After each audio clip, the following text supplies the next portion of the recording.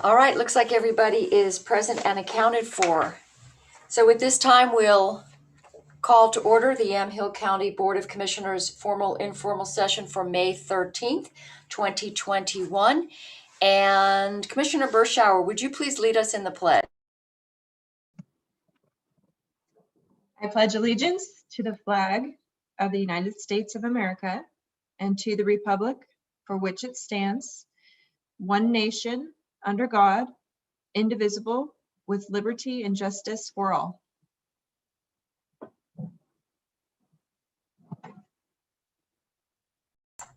Thank you for that. We'll move on to our joint calendar session. Commissioners, anything else to add to our joint calendar other than what we have on there typically weekly? Okay, if there's nothing else, we'll move on to public comment. We've received public comment. Thank you very much, Carolina, for getting those to us. We've gotten them via email. We'll move on to our public hearing. At this time, the public will open the public hearing, and it is for the receipt of public comment on a request from Friendsview Manor to issue Revenue Bond Series 2021 in a maximum aggregate principal not to exceed the amount of $150 million for the purpose of refinancing prior debt obligations and financing additional projects. So at this time, we'll open this up, and in accordance with the federal tax law that applies to this type of hearing, a toll-free number has been provided for the public. The public hearing is being held at the Yamhill County Board of Commissioners on Thursday, May 13th, 2021, and is hereby opened. So I understand that Greg Blond, bond counsel to the Yamhill County Hospital Authority, is monitoring the toll-free number and has been provided to the public. Mr. Blond, are there members of the public on the toll-free line that wish to express their views on the issuance of the bonds? I am dialed into the toll-free line, and there is nobody on the line. Okay, so then the public hearing with respect to the bonds is now closed. And at this time, we will consider the approval of the issuance of the Yamhill County Hospital Authority Revenue and Refunding Bonds Series 2021 Friendsview Retirement Community, Oregon, and related matters. So related matters, I believe at this time, since we've had the discussion about the projects and the bonding itself, would be the actual fees. And as council expressed that we were considering a $50,000 fee. Christian? Yeah, and it's also to adopt the board order that's in the packet that, Greg, if I'm understanding, that's required under the IRS regulations following the hearing, that the governing body approve the transaction, correct? That is correct. Under federal tax law, when this type of transaction is, with this type of tax exempt financing is entered into, the elected officials of the jurisdiction where the project will be located needs to give a limited, the so-called TEFRA approval. And that's what the board order is. And again, it does not obligate the county to pay the bonds. It's limited to satisfying this particular federal tax rule. So we need a motion to approve the board order, the resolution to approve the issuance of the bonds.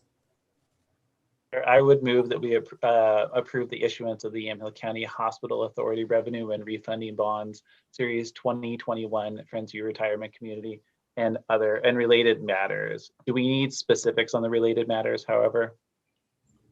So the fee will be a separate motion? Nope, the fee has already been dealt with by the HFA under the resolution. Okay, so we have a motion to approve. Any further discussion? Hearing none, all those in favor signify by saying aye. Aye. The motion passes. All right, well, thank you very much. We appreciate everybody who joined us from Bond Council and from Friendsview, and appreciate your being with us for this portion of the session. Thank you. Thank Greg, you, anything else we need to do, or I think we're done, right? Appreciate it. We are done. Thank you all. Thank you. Thank you. Thank you, commissioners. Thanks very much. Thank you. So we'll move on to item F, which is our work session. And our work session is the TV FNR State of the District. And joining us is Chief Derek Weiss. Chief, thank you for joining us. It's nice to see you again and appreciate all you're doing in our community. We're glad you're here. So if you want to give us an update and also bring us up to speed on TV FNR. Thank you, Chair Sterrett. I hope you can hear me all well, and nice to see you, commissioners. I hope you've had a halfway decent year. I know it's been challenging for everyone, and here we are at Zoom, but every year we try to get in front of our elected and our counties and our cities to talk about what the fire district has been doing, and I appreciate you giving us a little bit of time here to talk about it. This is not really in my wheelhouse, but I'm going to try and share my screen. So cross your fingers here. I'm just a fire chief. Let's see if this works. I mean, all you do is save people from burning buildings and save people's lives and take babies out of harm's way. Is that all you do? All I do, and now I'm well versed in WebEx, Zoom, all the other platforms that we're now using virtually to communicate with each other. But I can't wait to actually see you all in person again, and it's been a little while. So let me go through this, and then if you have questions at the end, I'd be happy to answer them, but I'm certainly conscious of your time. So this is the first slide, and if you've been out in the community and you've seen one of our fire engines, you'll notice that we've changed the way we dress. And when COVID-19 hit, we stood up a task force. We actually stood up 3 task forces, one to manage our first responders and our response, one to manage the facilities that we have, and one to manage the finances that we would incur during COVID-19, because clearly there were some costs associated with it. We implemented new protocols. One of them was the equipment that we wear. And I know this looks a little frightening, kind of a hazardous materials suit. These are the things that we would wear so that we would be able to respond to the second, the third, and the fourth call of the day. And while we still wear some of this equipment, and we encourage all of our personnel, if they feel comfortable to wear it, it's not required on every call, but we certainly require face masks at a minimum. And a lot of them you will see wearing these kind of filtered masks to protect them. Our facilities closed right away, but we continued to respond to 911 calls and get out in the community as much as we could. This is a picture of our old supply facility, and this is one of our supply technicians. And what you see are goggles and masks and other equipment that we had stored there. One of the hardest challenges we had last year, as did a lot of people, was the supply chain. So where do we get all of the PPE that we need to respond to calls? And you can't use it over and over again. So what we did is we found partners in the community, whether it was private businesses, whether it was school districts, whether it was counties, to help get our supplies that we would need and replenish our supplies so that we could respond. One thing we did as an organization fairly early on is we found items of PPE that could be used and reused. So we could decontaminate them and wear them again and use them again. And so we look for opportunities to do that. But I have to thank a lot of people in our communities, because you look to us on a bad day to come help you. And we actually had to reach out and ask for help from our communities and the people that we serve to get us PPE. And it was private citizens and it was businesses, and it's humbling. And I'm so thankful for everybody's willingness and outpouring of support to help us help you, if you will. One of the things I mentioned on the first slide was that our facilities closed and our fire stations closed. A big cornerstone of our organization is being out in the community, being seen, contacting people, being a part of neighborhood associations and parties. And so we had to find a new way to do that. And last year we pivoted. What you see a picture of right here is a parade. We did parades for birthday parties. We did parades for retirement parties. We did parades around the hospital in Newburgh and Meridian Park Hospital and St. Vincent Hospital. And it was just a way that we could get out and be a part of the communities that we serve. So while our offices and our stations remain closed today, we're certainly hopeful that we'll be able to open in the near future, and our community rooms will open, and we'll be back in person at these different important events in our communities. We do still plan on having a Citizens Academy, and I think Chair Sterrett, you might have been a part of that once, weren't you? Thought you were. Yes, I was. And I have, if I didn't have the ultimate respect for your men and women, I did after putting on the gear and spending the night in a firehouse and getting up several times during the night. I have to say it's an impressive team you have. Thank you so much. And I'm crossing my fingers that we'll be able to do it. But across our district, there are so many new electeds too, and other people that I'm sure will have an interest. So hopefully we'll have bigger groups come through and we can get more people through the Citizens Academy. So we're looking forward to that change for sure. But you might recognize this evergreen, and this is one of our vaccination sites that we stood up. And I'm not going to be able to take credit for it, but some of our employees asked if we could apply to be a vaccinator. And you have to go through a process with Oregon Health Authority. It takes a little bit of time. And I agreed that we should do that because we really didn't know where we would get our vaccine from. We didn't know if we were giving it, if we were receiving it, or how the process would work. It was very unclear. And as I've said before, I have really talented people that work here, and they were spot on. We applied to get the alert to us so we could administer vaccinations. We went to sites like this and vaccinated thousands of people per day. Early on, we could do even more vaccinations if we wanted to, but we didn't have the supply chain. So we couldn't really do more than 1,000, 1,050. That kind of became our normal day for vaccinations. We did it at Nike in Beaverton, and then we partnered with Clackamas Community College in Wilsonville. So we had 3 sites, and I think this was one of the sites in Yamhill County, but actually we worked with several sites in Yamhill County to administer vaccinations. I have to thank the school district out there. I have to thank County Public Health and their partnership. Your county's department was right on, and they were organized. They were easy to work with. They set us up for success, and we were able to do vaccination sites like this. Tuolumne Valley Fire and Rescue has administered over 63,000 vaccinations as a fire department. And you're probably not going to find any other fire departments in the area that have administered that many vaccinations. One thing to note is that, like a lot of the other places, the supply is there, but the demand is waning for who wants a vaccination.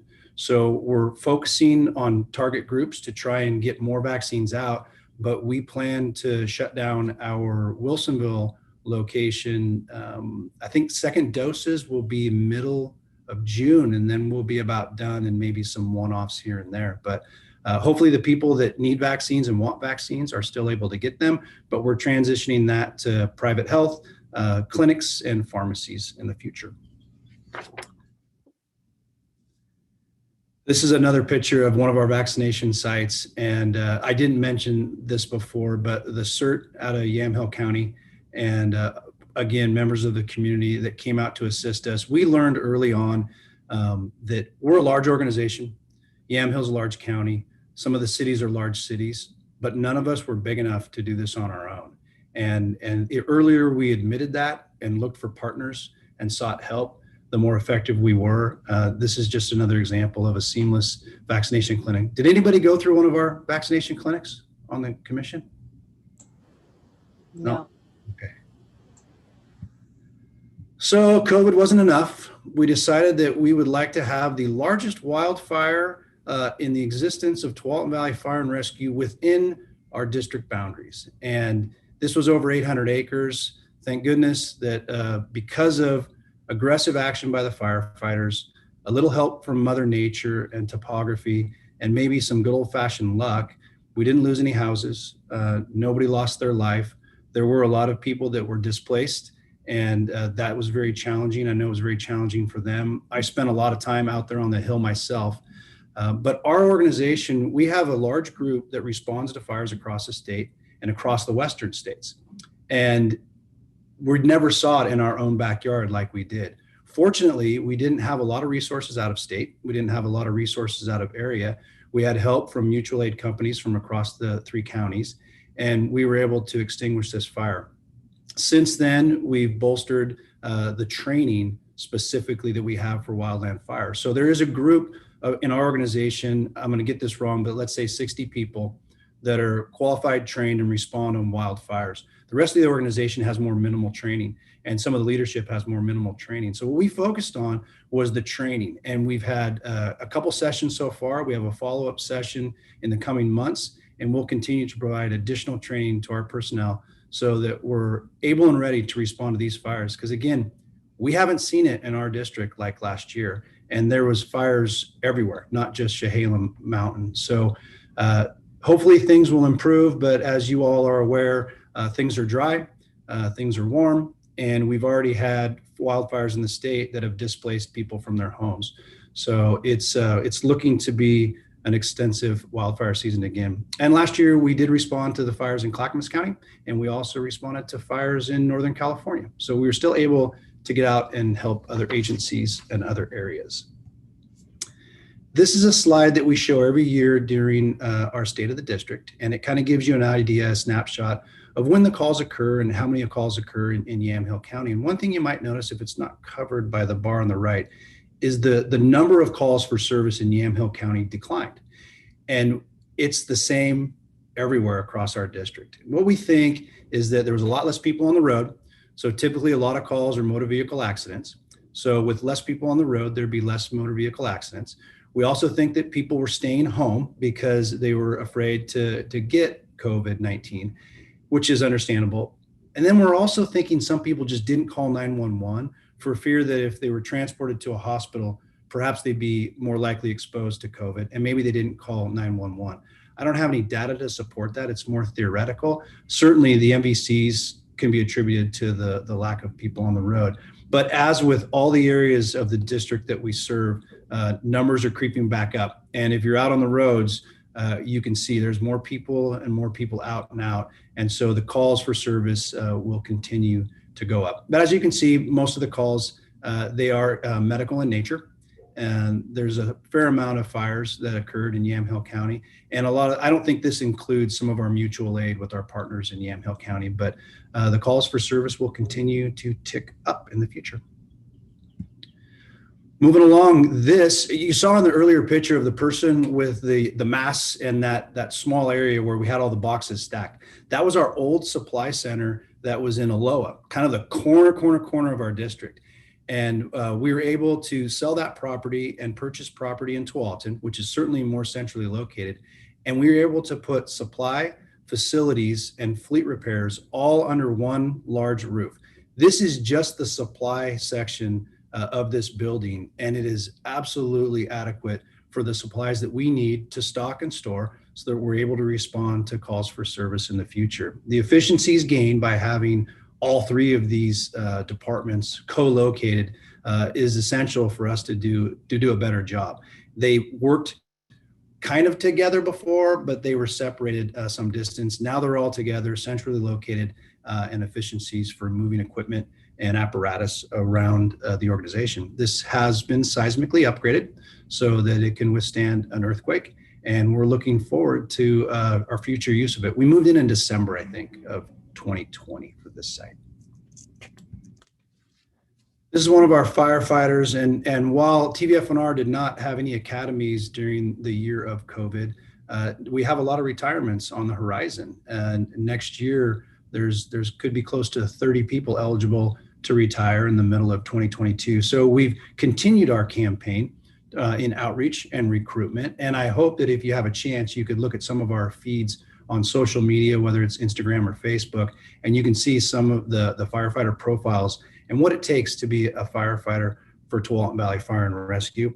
We're holding virtual events for these recruitments, and we're very hopeful that we're going to have the Portland Fire Camp for Girls at our training center, I think July this year, which is a fantastic opportunity to let other people in the community see what it is that we do, take the curtains back and let them understand it's a fantastic career. It's a welcoming environment, a welcoming organization. So we will be hiring 2 academies, and I think the first one will be spring of next year, but the process begins yesterday. I mean, we get a long way to actually get to the point of bringing them on board. So we're looking forward to that. One hot topic that we always have at the front desk is, can I burn? And so we're trying to create efficiencies for the people we serve. This is one of them. It's an interactive map at tvfr.com, and you can click down on your address and determine if it's okay for you to burn or not. This will, of course, relieve a few phone calls at the front desk, but we think it's something that people will use and access, and hopefully it's helpful information where they don't have to call various places to determine if they're able to burn. We, of course, encourage, if you do burn, safe burnings, consider the weather, and consider the safety measures that you have so that the fire does not spread. As you know, a lot of these small burns tend to grow and can get out of control quickly. So hopefully people are safe. The other map we have, if you go to our website, has to do with the insurance services office, where people want to know their ISO rating. Businesses, insurance, they call a lot to determine that. We have a similar interactive map where you can click on your address and you can determine what your ISO rating is. And then if you wanted to, you can contact your insurance company and see if it's an improvement. So November of this year, we will put a bond on the ballot. This is something that we've considered for a long time. The time is right to put this on the ballot. Right now, our citizens are paying about 14.1 cents per thousand, and it will not change. We have one that drops off, and we are asking to add this one, and you will see no change in the cost per thousand based on this bond.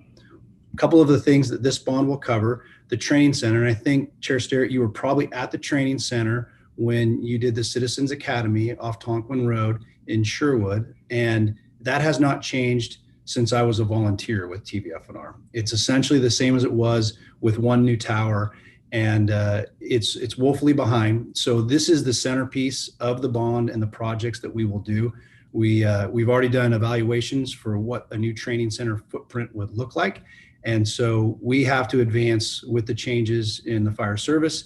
It has to be more modern. It has to address how we train today versus how we trained in 1980 something. I'm not going to date myself that much, but so it's that's the main piece on the bond for this year. Stations, of course, we have to continue to upgrade stations, build stations, seismically improve stations, remodel stations. A lot of the stations that we have either were inherited or were built some years ago, and they're not necessarily flexible. And when I say flexible, I mean, if I have to change a deployment model and move a piece of equipment to a station, there's a lot of stations where you can't do that. We moved a car, one of our TVFR cars, to a station and had to move 5 different pieces of equipment at other stations to get a car into that station because it really wasn't built to accept more apparatus. The other focus of mine is about making sure that our stations are built to welcome everyone. And we have stations that we're doing remodels on and we're trying to make work, but weren't designed for everyone, weren't designed to co-house men and women, as an example. And so we continue to upgrade our stations and remodel stations to make those stations fit for everyone. And that is a priority of mine. Land purchases, we have a couple stations that we would like to build in the future. We're seeking land in those locations. Every time we look at a piece of land, we go back at least 5 years of data and determine what the call volume or call for service is, how is the area population growing, and how does it fit in with all of our other stations, and make sure that they fit cohesively. So we will look for new land opportunities, and we will look to place a couple new stations. The last icon you have there is apparatus. And of course, we have pieces of equipment that are well over 25 years old.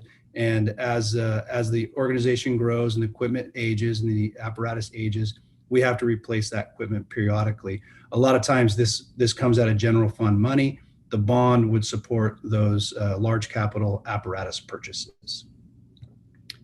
Whew! And that is my delivery of the state of the district for 2020, 2021. And I would be happy to answer any questions that you might have. Oh, and I have to unshare, don't I? Yeah, we'll figure that out. Thank you, Chief. Thank you for that. Appreciate it. Couple of questions. I know during Citizens Academy, there was a lot of talk and a lot of explanation about the land acquisition process and some of the ways that you're looking far down the road in terms of future stations. And it's pretty comprehensive in terms of the number of years before you even consider building or acquiring land. Where are you now as far as the rural Newburgh additions to stations? Because that was one area that was not really served, and also there were some concerns that there wasn't going to be the ability to purchase any land.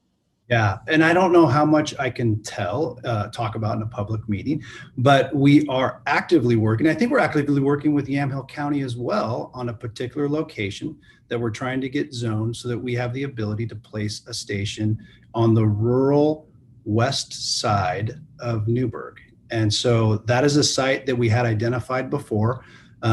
Gosh, if I had all the money in the world, there's a lot of sites I'd like to put a fire station, to be honest, but I don't. And so that's a site that we're actively looking at right now. And I know we're in the process of working with the county, Yamhill County, on the placement of that station. So that's the one that's in rural. The other one that we have property is North Bethany. And to your point, we look far enough ahead because the hardest two things I have to do are open a station and shut down a station. Those get the most public comment and opinion of anything that I do as a fire chief. So what we did was we purchased land in North Bethany and off Stafford Road in hopes that the people that then move in and build around it understand someday there will be a fire station there. So those are two sites where we've purchased land before. We're looking at the west and north of Sherwood is another area that we're looking. And to your point, it's all based on the data, and it's all based on where does the pin drop that provides the biggest bang for your buck for the people that we serve. So yeah, I'd like to do, I probably shouldn't say just in case, but anyway, that was the site that we're looking at in rural Newburgh right now. Okay, thank you for that. They're keeping it a big secret. I don't want to get everybody too excited. No, We have to do it, and it's hard. But we're very hopeful, and we'll think we'll be able to get that done. thank you. Commissioners, any questions? I just wanted to thank you, Chief, for doing this presentation and for all of your work at the vaccination clinics, and also for the fire response up on Chehalem Mountain. And I definitely, having gone back and forth over the mountain multiple times from downtown Newburgh to your station in Washington County, I can see a strong necessity for having another station, given that distance. So thank you very much for all of your work. Yeah, and if I could comment really briefly on both those things, the outpouring of support from the community in the Chehalem Mountain Bald Peak fire was tremendous, and I know it was a very tough time for everybody. But the support we had from Yamhill County, the support we had from the community, the support we had from our volunteers was amazing. And in terms of vaccinations, the vaccinations are our pleasure, because I didn't know it at the time. But all of the people that have been able to give vaccinations and go to these clinics and see the people react and how excited they are and relieved they are, we don't get that in the fire service all that much. We'll go on a call, we'll go on a house fire. Maybe there'll be a letter that's written to the fire department and we might see something. This was instant. You could instantly get feedback on what you're doing is making a difference. And so the people that are working it, keep working it, because it's so rewarding and we don't always get that. So my pleasure, and I hope that everybody continues to get it who needs it or wants it. So thank you so much for that. Commissioner Bershauer? Thank you, Chair. And Chief, I want to just echo what Commissioner Kula said and express our gratitude for what you guys are doing. But I thank Commissioner Sterrett for bringing up that question, because it's on my mind, and we've discussed this in the past, and I'm pretty sure that last time I saw you, you did say that we moved up on the list of priority for that station. So appreciate the update and just appreciate what you guys do. Yeah, thank you so much. And again, we do have a site. The landowner is very willing, and we want to get it done. And it's a little bit of a process, but it's well underway. So hopefully. Wonderful. Well, we want to say thank you and to your team and to everybody since you've come into our community. We're very impressed with the level and the quality of service, grateful for your work. So please let your team know that we are appreciative and that we continue to wish them well and hope that they stay safe. Thank you so much for the support and feedback. I'll continue to work hard as long as I'm here. All right. Thank you so much. All right. Thanks, Chief. Appreciate it. Okay, we'll move on to item 2, F2 on our work session schedule, which is the review and discussion of American Rescue Plan areas of priority, which we've continued from May 6th.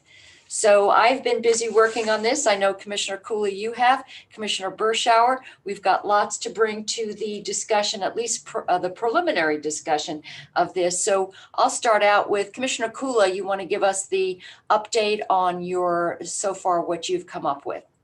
Yes, certainly. Thank you, Chair. And since I got crossed in some emails, I saw that you were hard at work as well. So thank you very much for that. So what cities reported, I could go through, would you like me to go through the list, or should I just send it to Ken to send to you? Well, I think right now, since we all have numbers and everybody, of course, is giving us numbers, if maybe you just give us the broad overview of what you came up with.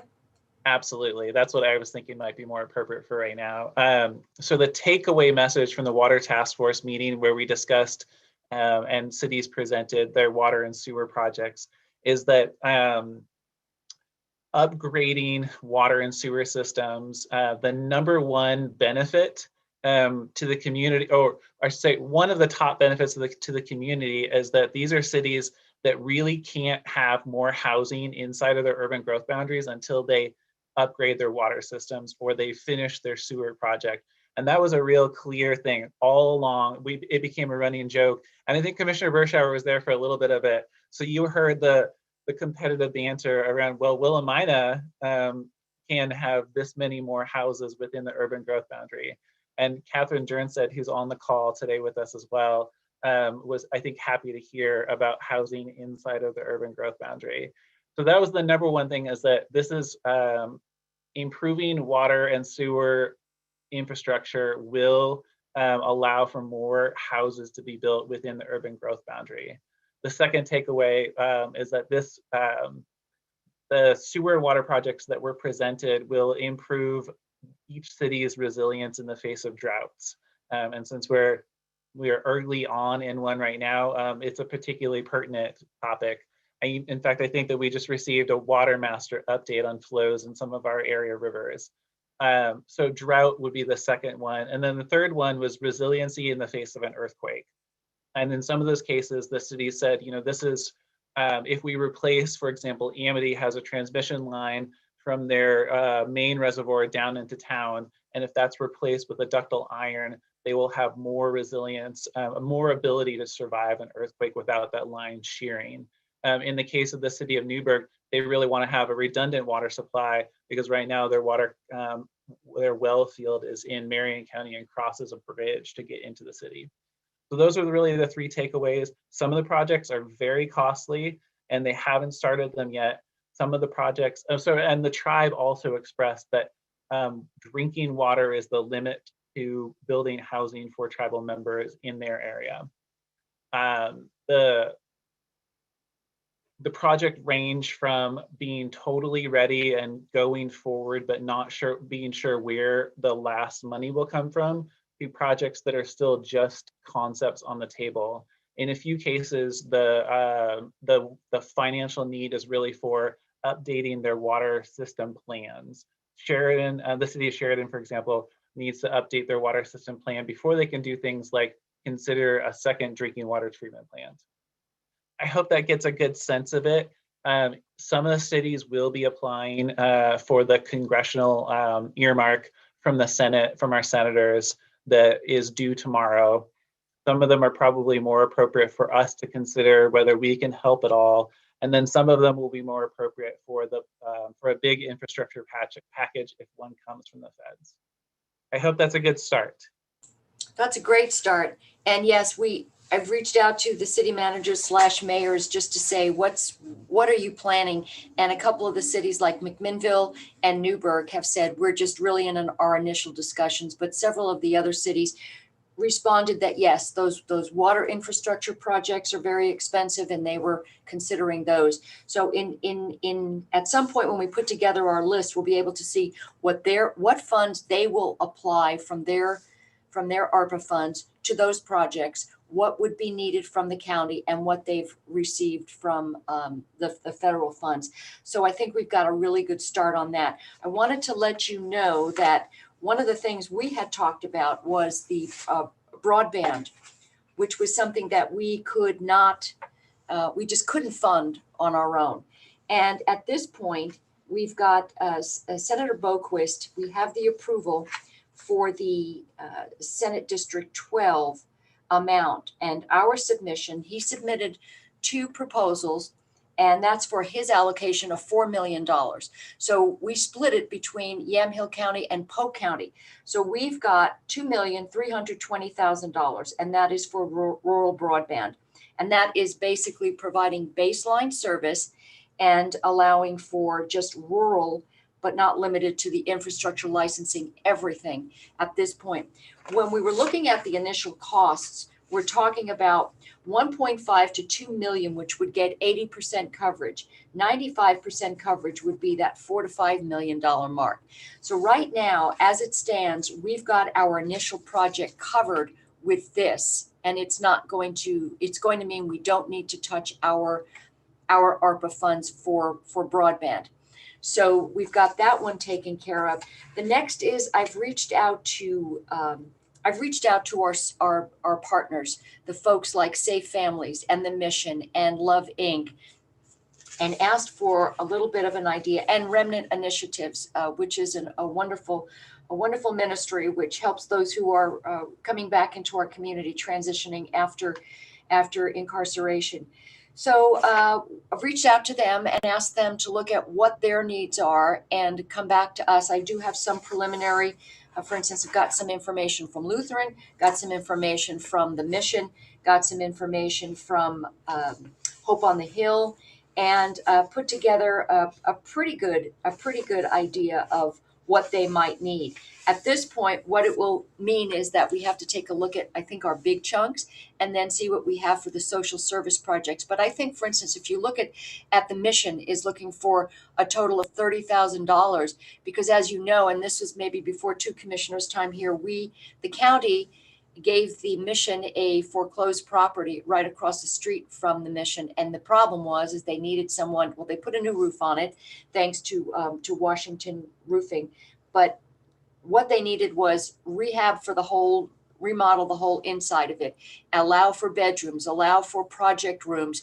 So that's what they'll be able to do with this. And I have to say, Kay Sawyer's doing a great job getting volunteers, and Dave Hageberg getting volunteers to work on that. So then we look at what Lutheran might need for their Newburgh property, and on and on and on. So I do have a comprehensive list of that, but I think that's just giving us an idea of some of the needs in our community, which I would love to be able to address. And Representative Noble also asked for some of the wish list. And of course, I put number 1 on my wish list, which would be a youth drop-in facility in McMinnville for all kids, actually, a place for them to go, a safe place for them to go. We've never had the money to fund it ongoing through YCAP or Youth Outreach. That would be my wish, that organization would shepherd this, but also really was the ongoing lease payments for a facility. We wanted something downtown, and hoping that we can do that. So that's on my very top of my list for that, with a number of other projects. So that's just where I'm at this point. Commissioner Berschauer? Thank you, Chair.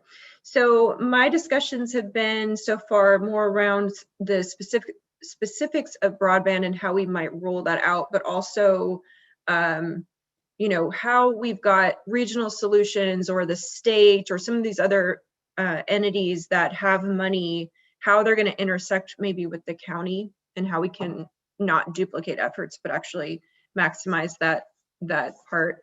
I really enjoyed the Water Task Force presentation, because it was, and I walked away with a lot more questions than maybe were answered, but it was fantastic to see laid out, the list of needs from our cities, and really what's critical to them going forward. And it affects so many things. It affects, housing and infrastructure for, employers and all sorts of things. So what's clear, though, is that the state is really wanting, and Abisha and I talked about this yesterday, wanting project, things that are ready to go, that are, already mapped out and shovel ready, if you will, in order to get matching funds. So one of the things that we discussed briefly was, maybe we do package up some of these water projects and go to the state through Regional Solutions or whoever and say, hey, we have this list of 10 shovel-ready projects. They're absolutely critical. What are you guys willing to do? Here's what we're willing to do. Maybe we match it, whatever. So that's kind of it's going to be a challenge because a lot of these things are not shovel ready, but they're just as critical. The other question I kind of had in my mind is, well, how are we going to be equitable to our cities in terms of what we fund? Because there were many different price tags from over 6 million to 150,000. So that's something that I was thinking about going forward. Abisha and I talked about the grant programs that were rolled out last year, and maybe what we missed, if we missed anything, or maybe missed a sector of our employers that are desperately in need, or if we could have done things better. She definitely had a list of things or where we can improve if we do a second or third round of grants for businesses. So that's helpful. And then, what's coming forward is it's the workforce needs. We're seeing it for many different reasons, whether it's COVID, whether it's, women have left the workplace because school is not in session, or because, people are just making a logical decision to continue to be on unemployment versus going back. It's more financially, makes more sense. So whatever the reason is, there's a looming workforce crisis if we didn't already have one in the works. So I think for me, one of the priorities that's moving closer to the top of my list is that workforce development, and how we incentivize our businesses to participate in that. So that's kind of where I'm at. And we discussed this last week about having meetings where we have our cities come together and talk about their needs. And I really enjoyed that forum on Monday in the way it was structured, because it was very helpful for me to say, okay, there might be a greater need here or here or here. We're not going to be able to solve all the problems. Water infrastructure is huge, but I'm sure there's many others. So I think our challenge for that is just going to be, how do we make this equitable for our cities? Yeah, that's a really good point, because as you mentioned, some of these projects are well on their way to, in terms of planning, and they are ready to go, and others are just beginning for lack of funding for planning. And that, I really think that we've got the opportunity now to get some of these projects going, and I want to take advantage of that. But we also have we've got some businesses that are hurting, and I want to make sure that they're certainly on the short list of how we're going to address that. Restaurants, gyms, those types of businesses that have been required to close, want to be able to help them to some degree. So I think that we're going to have to just determine just how much we're going to be spending in each category. And that might be difficult since we don't really have all of the facts and figures now. So I think this is a really good discussion. We've pretty much whittled it down to categories, and we've gotten some input from people with some hard numbers. I mean, they already have the estimates of this. Ken.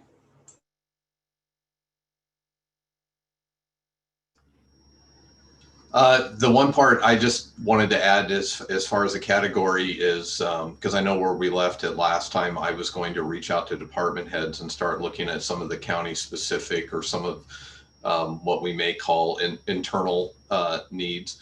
And so I did meet with department heads on Tuesday morning and had some conversations, asked them to, not necessarily, they didn't have anything off the top of their heads right away, but I did ask for them to circle back with their leadership teams and solicit some ideas and come up with some. I wasn't necessarily looking for specific items, but at least get an estimate or some of the ideas or concerns that they have to bring forward. So I will have an update on that for the board in the coming weeks.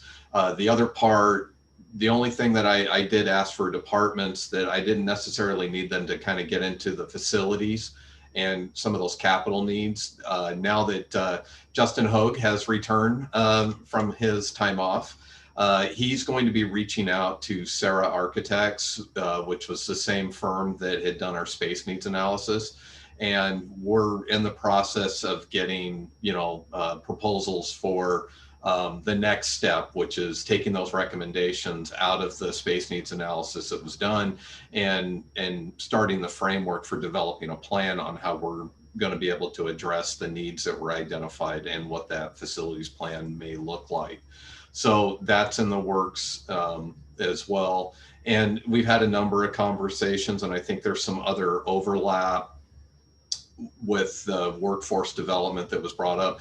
I've been hearing pretty consistently, I think a big part that I know there was a grant given for doing an analysis last year, but it seems I've heard several times where I've heard childcare as it relates to workforce, and that has both an external effect and an internal, because I think we have a lot of staff that are also facing some of the same dilemmas that you're hearing from other businesses and other sectors as far as the availability and affordability of childcare. So I just wanted to, again, put that out there. It's some of the feedback that I've also received and some information. So more information to come as far as some of those internal items. Thank you for that. I'm surprised they didn't have a long list already ready to go and hand to you over the years of going, wouldn't it be nice if we had, because I contacted Director Manfred and she said, oh, I just love it when people offer to give me stuff. So anyway. Well, to be fair, Chair, I think that to be clear, I think the county administrator also said, don't inundate me yet. That's what I heard through the grapevine. That is correct, I didn't, lofty ideas are fantastic, but I'm really looking for, because there's a short turnaround on this. So this, it needs to be, realistic and actually meet the criteria for the ARPA funds. And so I'm still pending that information. That also being said, we did get, and I believe the board may have got similar communications from AOC and from NACO, that Treasury has put out additional guidance. There's a portal that I'm going to be working with Mike Barnhart, and I will be registering with the portal and taking all the necessary steps to have the funds released to the county. Thank you. I want to mention that I sent out inquiries to a lot of nonprofits, and only one nonprofit wrote back to me and said, we're in pretty good shape right now. And I wrote back and I said, wow, you're the only one that did that. They said, well, should I be asking for something? And I said, only if there's a need, but what a wonderful respect for the fact that this is someone else's money. So I want to make sure we're really good stewards of that. But that was an interesting email to get. Okay, so I think that's good. Chair, I was just going to ask if, as a next step, if it would be helpful for us, maybe we could send to Ken or one of us, or maybe Carrie or Abisha could assemble them, at least so that we have, like, here's water and sewer projects and estimated costs. Here's nonprofit and social service agencies and their estimated costs, just so we can get a sense then of on that grid of how much we might want to dedicate to different areas in terms of percentage. Yes, and I think, so in terms of what we've collected ourselves, then, so do you want to basically be the keeper of the water? Because I've got some water, but I'm assuming you got it too. So do you want to be a keeper of the water projects? I was just thinking that if we put them all into one document, then we'll be able to see all of them. So none of us is like, oh, wait, I forgot about this thing. No, what I'm saying is, do you want to submit those? Because I don't want to submit the same thing you're submitting, because I have those as well. Yes, that sounds good. Although overlapping, we can just weed out the redundant, really. Okay, so yeah, so I've got a batch, and do we want to submit those to Ken? I'm sure he'll be just delighted to receive all those emails. Or is there somebody that might be a more neutral place for us to put these? I'd be willing, I would say send it to me, and then I can have conversations with staff and, but essentially I can be the recipient, and then we'll figure out how we get things organized and have it put together. Okay, Commissioner Bershauer, so do you want to submit, so we can submit everything to Ken, and then of course we're going to have some overlap, and then also some suggestions for, I know, the business grants. I want to make sure that we're going to be focusing on those businesses that really were the most impacted, and look at the past grant programs, as you mentioned, Commissioner, and see what we did and what we could do differently, maybe. Yeah, I agree. And Commissioner Cool, I think I didn't know that point about the state or regional solutions just wanting them ready to go. So maybe we do make it a bit more granular in terms of, hey, this one's already started, but there's a gap, or, whatever. And so we can take that package immediately, because I'm sure everyone's going to be doing that. But I think that's a great idea. So. And I know that off the top of my head right away, I know that Carlton, Dayton, and Lafayette and Willamina all have projects that they're just waiting for funding for. So I'll highlight that, but I'll double check with city managers as well. And I think it's a really good point that if we do have like a package, let's present them to Regional Solutions, get Jody to start advocating for them as well. And just wondering how getting OWRD involved in some of this, and are they taking part in discussions with Regional Solutions on some of these water infrastructure projects? I just unmuted myself, sorry. As far as I know, OWRD is not. I know that OWEB has been working both on the 100-year water vision and then around granting funds for some other projects. And I can check in with Jody Christensen to find out who at the state, what agency would be taking these on. Okay, great, thank you. All right, so then we'll just fire away and send them on to Ken, and then we can come back maybe next week and have an even more detailed discussion. Yeah, I would appreciate continuing to make progress every week. Thank you, Chair. Okay, great. I think we made a lot of progress just from the information that we've got, because when you tell people you have money, they're quick responding to those emails. Okay, so great work, thank you. So we'll move on to department updates. We have none, and on to item H, which is our consent agenda. Motion to approve, please. I move that we approve the consent agenda as presented. We have a motion to approve. Further discussion? Hearing none, all those in favor signify by saying aye.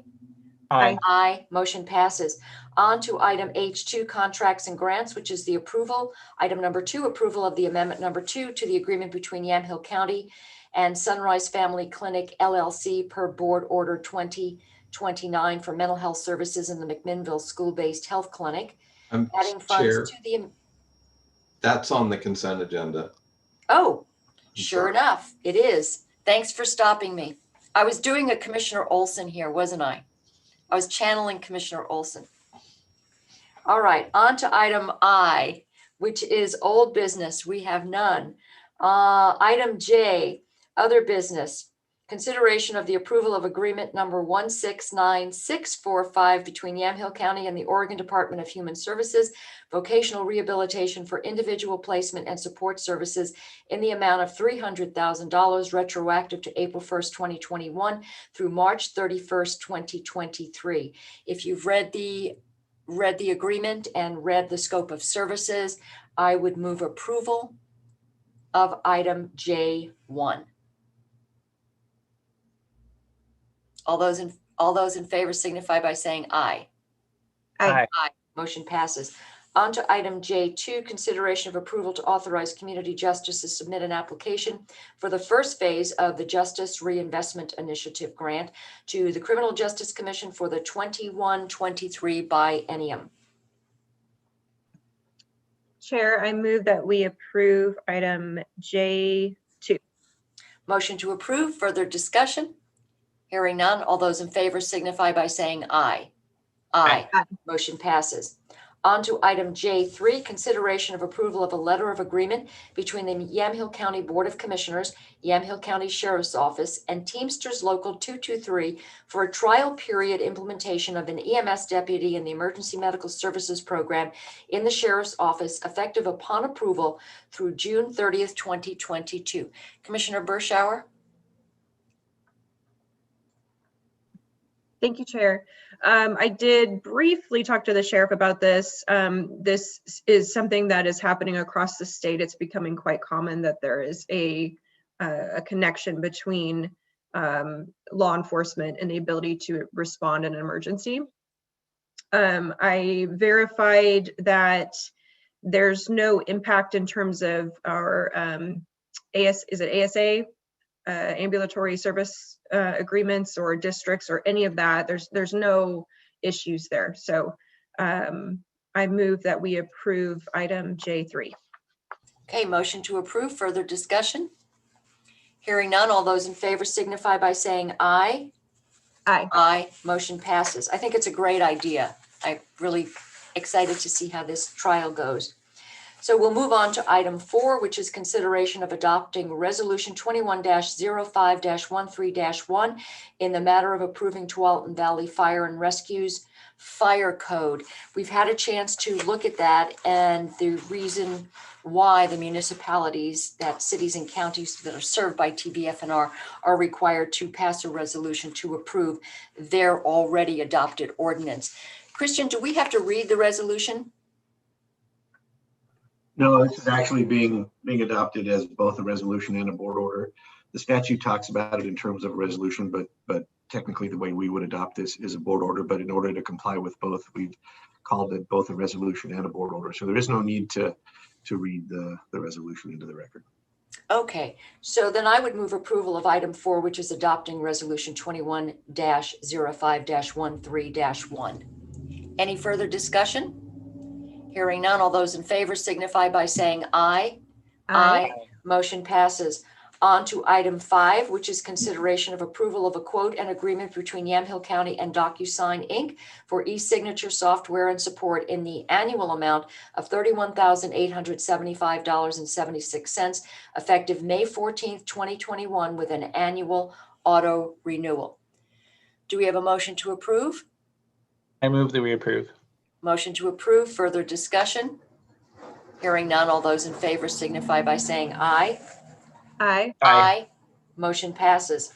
On to item 6, and that is consideration of approval of a proposed 50-cent per ton CPI increase by the Yamhill County Solid Waste Department for Riverbend landfill tipping fees, effective July 1st, 2021.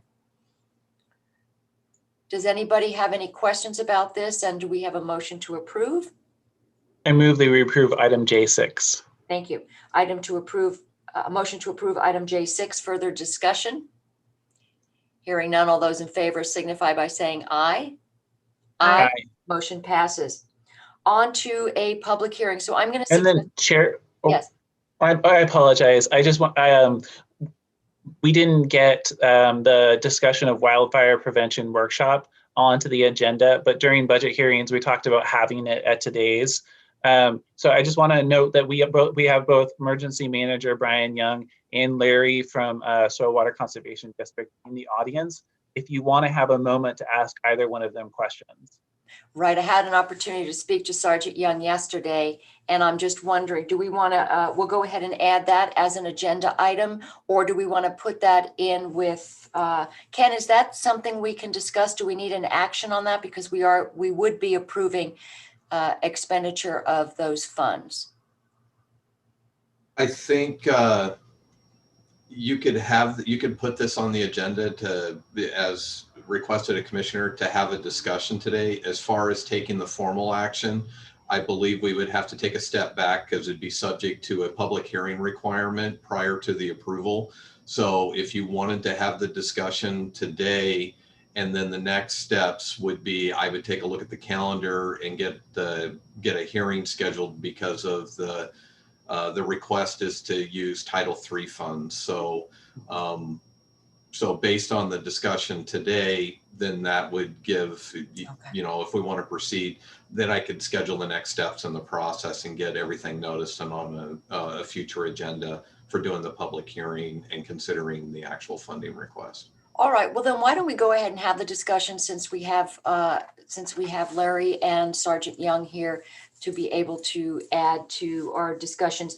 So the last time we talked, one of my questions was whether or not this was the proper umbrella organization to oversee something like this. Had a discussion with Sergeant Young, and he really explained that it was fairly comprehensive and it could be a good adjunct to some of the other programs that we're doing. So Sergeant Young and Larry, thank you for joining us from Soil and Water. So I'm going to go ahead, Larry, if you want to go ahead and just give us a brief overview of the project. We've had the opportunity to read what the proposal was, and just in terms of, I'm going to say a real brief overview so that we can just get an idea.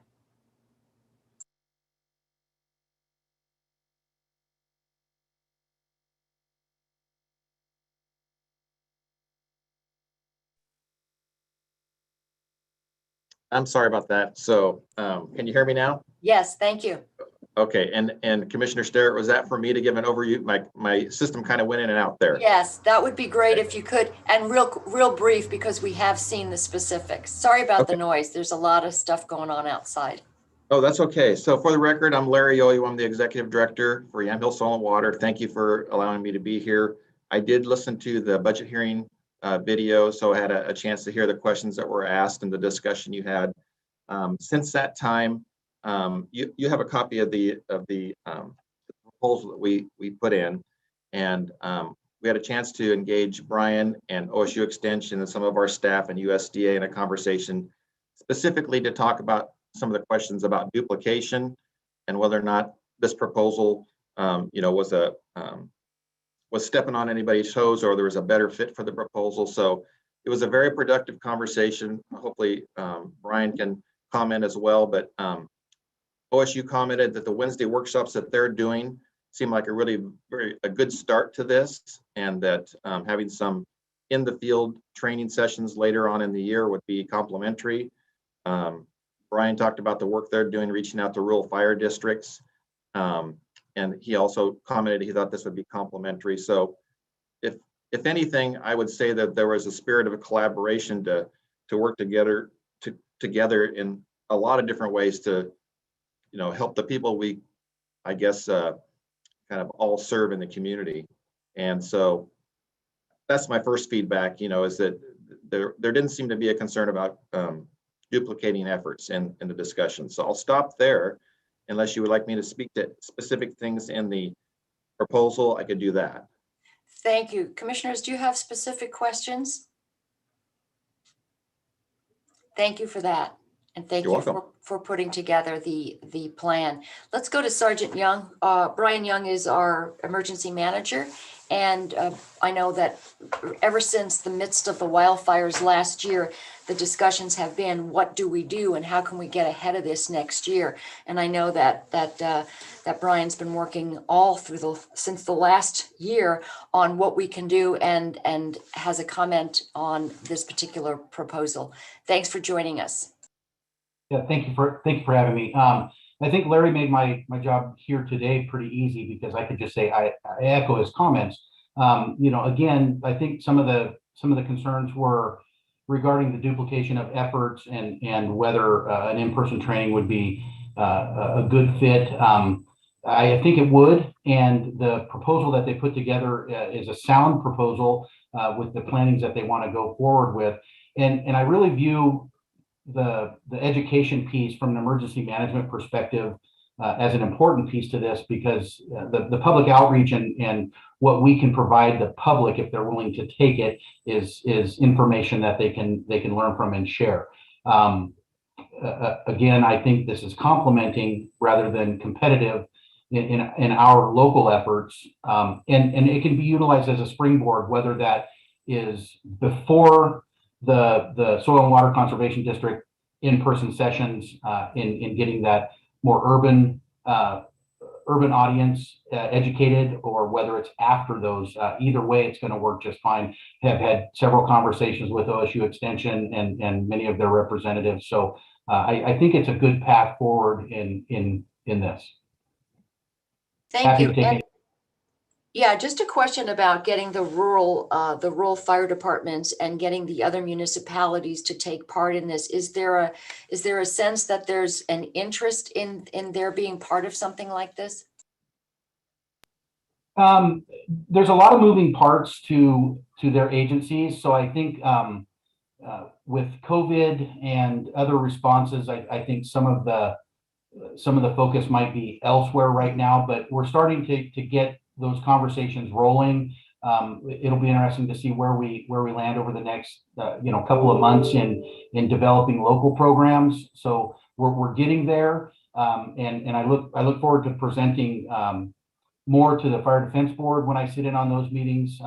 Believe I have one next week. To talk more in depth, because the Soil Water Conservation District program I don't think was really presented prior to my last meeting that I sat in on. So I think traction is coming. Great, thank you. Commissioner Kula. Thank you, Chair. And that's funny. Sergeant Young actually said what I was going to say about the Fire Defense Board, which is that Chief Hurdle offered to give me a couple of minutes at their next meet or at one of their meetings this spring and summer to present the wildfire workshop and ask for interest, participation, and publicity for it. But I think that if our Sergeant Young is going to be there and he can present on behalf of the county, that would be, I think, even better. Yes, thank you. Appreciate that. Commissioners, any other questions for Sergeant Young or for Larry? Okay. No, thank you. Thank you. Well, thank you both for being here, and we'll take this up next week as an agenda item for further discussion. And Ken. So again, just looking at the requirements and the process requirements around the Title III. So what we're going to have to do is we're going to have to notice it, and we're going to have to provide for a 45-day public comment period. And so there's going to be some steps as far as the approval process that will, I'll take a look at the calendars and start getting the notices and getting all that put together. So then we can proceed from there. Yeah, so the 45-day comment period would precede the public hearing. Is that correct? But that the initial board action to approve this could happen next Thursday to approve the beginning of the process. So we get that. I'll confirm that. I'll take a look and confirm it, and then we can have it on the agenda for next week. And if in looking at the process, it's been a little while since we last approved a Title III project. Right. So I'm revisiting the process to make sure we're in compliance with the federal requirements around how we make those funds available. All right, sounds good. Thank you for that. Appreciate that. All righty. Well, thank you very much. Thank you. Thank you. Thanks so much. Thanks, Sergeant Young, and thank you, Larry. All right, so then we will, if it's okay, we'll take a 5-minute break and then come back because we have a public hearing next. Thank you.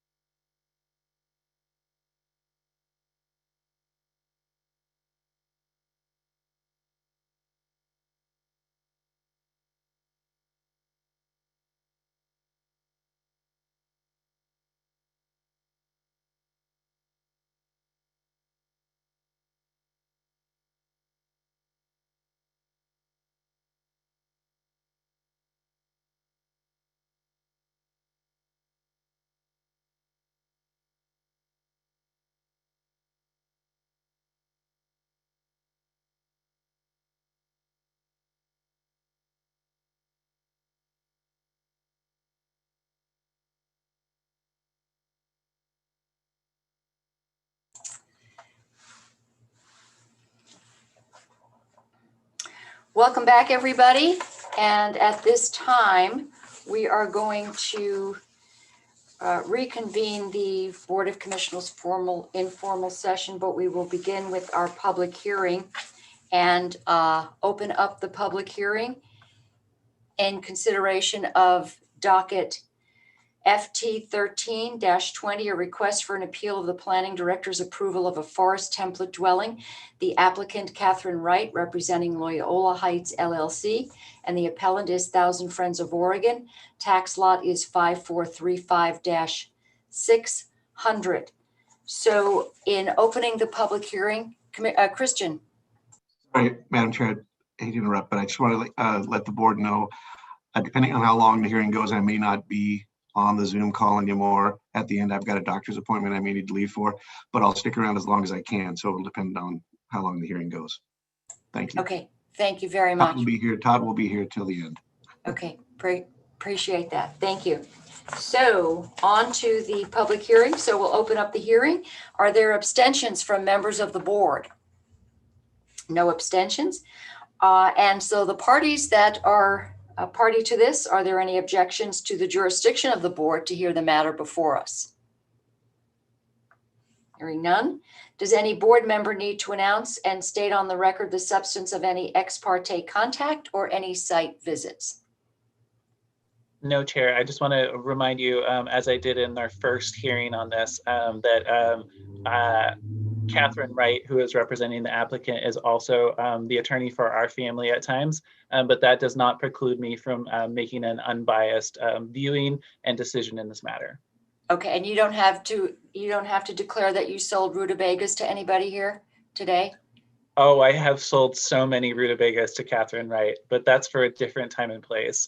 But so at this point, and as far as I understand, there is no potential conflict of interest involved with this, but just to be very clear, then there would be, I would like to declare on the record a potential conflict of interest because I've sold vegetables to the attorney for the applicant.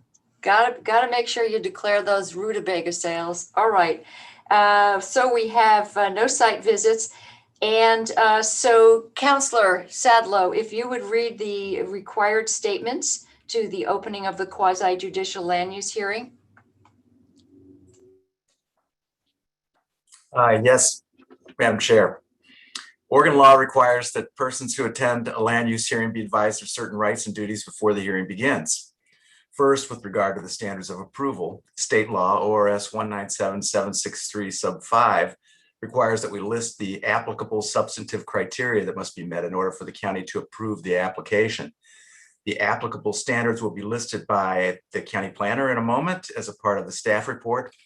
Testimony, arguments, and evidence must be directed toward the standards for approval.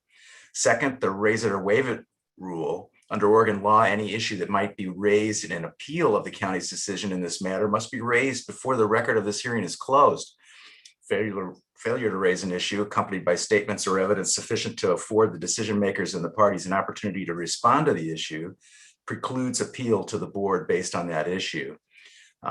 Third, and this is directed to the applicant under ORS 197796, failure of the applicant to raise constitutional or other issues related to proposed conditions of approval, again with sufficient specificity to allow the county to respond to the issue, precludes an action for damages in circuit court. And now I'm going to address the initial evidentiary hearing. This isn't really the initial evidentiary hearing because we opened the hearing. But I believe that in abundance of caution, I will note that under Oregon law and considering if this might be considered just a continuation of the initial evidentiary hearing on this matter, any participant, that is anyone who submits oral or written testimony during this hearing may, before the record is closed, request an opportunity to present additional evidence, arguments, or testimony regarding the application. This request must be made prior to the time the chair announces that the hearing is closed. Madam Chair. Thank you, Mr. Sadlow. So we have joining us our Planning Director, Ken Friday, and we have Stephanie Armstrong from the Planning Department joining us. And we have a number of folks who will be, making comment today, but I want to say that what we'll do is we are going to be basically asking for the testimony in support of the application and then testimony in opposition to the application. So wait until your category is called before you raise your hand. We know you're here and we'll give you an opportunity to speak. Just make sure everybody's clear on when it's time for them to jump in, so we don't have any confusion. So Stephanie, are you doing the staff report? Yes, thank you. Okay, Chair. thank you. The subject property is an approximately 5-acre parcel that was created in 1908 as Lot 21 in the Eola Walnut Groves subdivision. The application indicated access will be provided via Cherry Drive, which is an undeveloped public right-of-way that was platted as part of the subdivision. In the agreement that was provided by the applicant and the neighbor, Mr. Berkey, the parties agreed to not use Cherry Drive where it crosses Mr. Berkey's property, but an easement through other property instead. The surrounding area contains a mixture of farm and forestry uses on parcels of approximately 5 to 150 acres. When applying the template to the subject parcel, there are at least 11 lots and 3 dwellings within the template that existed on January 1 of 1993 and continue to exist today. In determining the predominant use of the parcel on January 1 of 1993, staff relied on the LUBA decision, Gamby v. Friends of Yamhill County. In that decision, LUBA states the inquiry under ORS 215.705 sub 4 is whether farm or forest use predominates on the property on January 1 of 1993. Portions of the property that are unused or used for non-farm or non-forest uses have no relevance in that inquiry. If only a small portion of the property can reasonably be considered to be in farm or forest use, the county need only consider that portion in its determination of predominant use. The remainder of the property is not part of the analysis. The decision also noted that active forest management is not necessary to demonstrate forest use. And the application includes a report from Dan Upton Consulting, which states the property was more than 51% timbered in 1993. Additionally, the farm deferral report from March of 1997 regarding the abandoned orchard states no harvest activity for several years per owner, which also indicated a lack of farm use. This application needs to satisfy sections 403.03p, 403.09, 403.10, and 403.11 of the Yamhill County zoning ordinance. And that concludes the staff report. Thank you, Stephanie. And who will be making the applicant's case?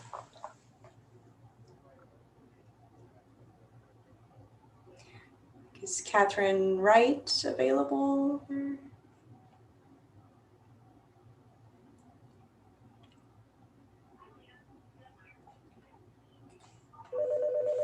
Oh, 1 second.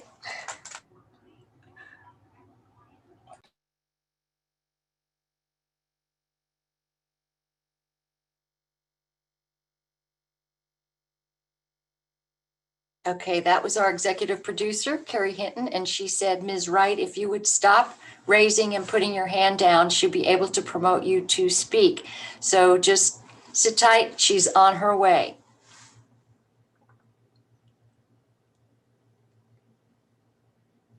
Hello. Here we go. Okay, sorry about that. Okay, we've got you. Catherine Wright for the applicant's case. Thanks for joining us. Thank you very much, Chair. Thank you, Commissioners. I am going to try and keep this brief and focused on the one issue that I think is going to be the topic of discussion today. The application clearly meets all the standards. However, there is one issue that is disputed, and that is the issue of predominant use of the property. So I am going to address that. I'll come back later and pick up on anything else that opponents might raise, but at the moment, I think this is the primary issue. So as was mentioned briefly in the staff report, the test to determine, actually, I can be on video here, there. Okay, thank you. I didn't mean to be hiding from you. So the test to determine what constitutes predominant use was established by Gamby. And it's really a two-part test. First part is is there or was there both farm and forest use taking place on the property on January 1, 1993? And the second part of that test is, if there was, then which use predominated? In this case, there was not a mixed use at that time. The Yamhill County Zoning Ordinance, section 403 sub 12E, I believe, in the AF provisions, provides that farm use must be a current use. I would quote that for you just a second, but anyway, it's a current use for purpose of making a profit by selling crops and other activities, but it requires current activity. So the question is, was there current farming activity on the property at that time? And we, are pretty confident that was not the case. However, if the board determines that there was farming activity on the property at the time, then the question is, which use predominated, the farming or the forest? And as Ms. Armstrong noted on the Gamby case, areas that are not in either farm or forest use are not to be considered. Gamby was a 20-acre piece of property. About 16 acres was an abandoned orchard area that had become overgrown with brush and was no longer in any kind of use. There was about 3 acres that were forest land and an acre that was in pasture. And LUBA's instructions were that you look to the parcels that are, or the portions of the parcel that are in farm or forest use, and you disregard the remaining area that was in brush and no particular use at all. And that is very similar to this case. Here we have a smaller piece, it's a 5-acre parcel, and the northern section of the parcel borders an area that had been, or still is, orchard. It seems there may be some orchard trees on this property, but the real question is, were they in current production as of January 193? And there is testimony in your packet. I would draw your attention to, if you can find it, in the section that, I will try and find the caption for the section. The appeal is under the appeal application section. And Mr. Brookey submitted his appeal application. And to that, he attached a letter dated January 19th, 2018, that was actually submitted in the zone change matter on for this property. If you look at the second page of his letter, the second paragraph specifically states, and I'm just going to read this for you here. I'm including a 1992 map which shows the state of the neglected orchard in 92.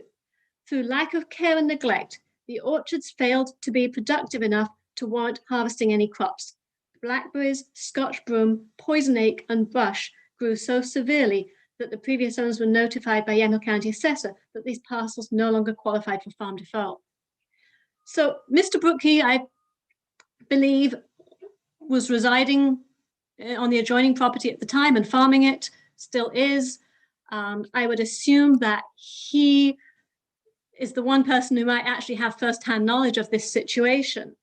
And his testimony here was that it was not in production as of 1992. So that brings us to the next part, which was there forest use and the extent to which there was forest use. And if you look at the aerial photos, it's clear there's some forest use on the property. There's clear there's some brush on the property. So we had Dan Upton, who is a consulting forester, take a look at the property and provide the report that you have.